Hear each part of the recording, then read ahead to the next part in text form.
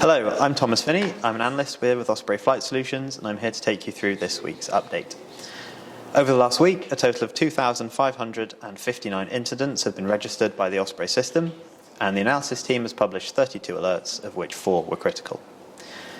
This week has seen another North Korean missile test, which occurred on the 19th of October when the country reportedly fired a submarine-launched ballistic missile into the Sea of Japan. As usual, no NOTAMs were issued in advance for FIR Pyongyang.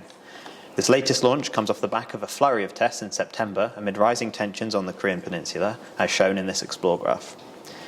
It's also, according to our analysis, at least the 50th unannounced ballistic missile test conducted by the country since the start of 2017.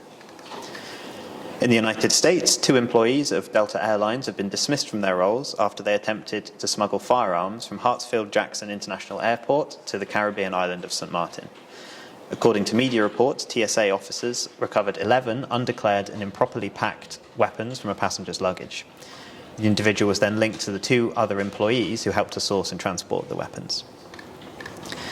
Elsewhere in the Americas, further details have emerged of an armed robbery which occurred at the cargo terminal of Panama City's Tocumen International Airport on the 6th of October. During the incident, $1.5 million in cash that was being shipped to be destroyed was stolen by the criminals, who were disguised as airport workers.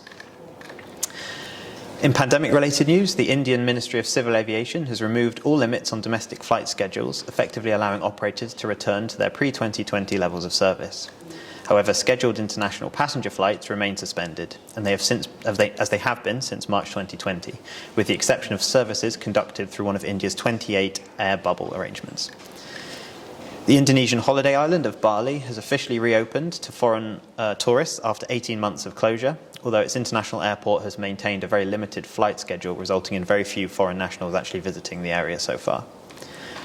On the 15th of October, China's Civil Aviation Administration issued a new order requiring 2 national and 3 foreign airlines to temporarily suspend specific flights after they were found to have transported COVID-19 positive passengers. In each case, Air China, Shandong Airlines, KLM, Israel's El Al, and Condor were forced to cancel 2 scheduled services each to major international airports. And in other news, a resident of the British town of Windsor received a very unwelcome surprise earlier this week when they and their entire garden were suddenly covered in excrement that had fallen from the sky. Further investigation revealed the material had fallen from a commercial aircraft and that, unlike most other related incidents, it had not been frozen into blue ice due to the low altitude. And that's it for this week. Thanks for watching, and make sure to tune into our next video for all the latest aviation security updates.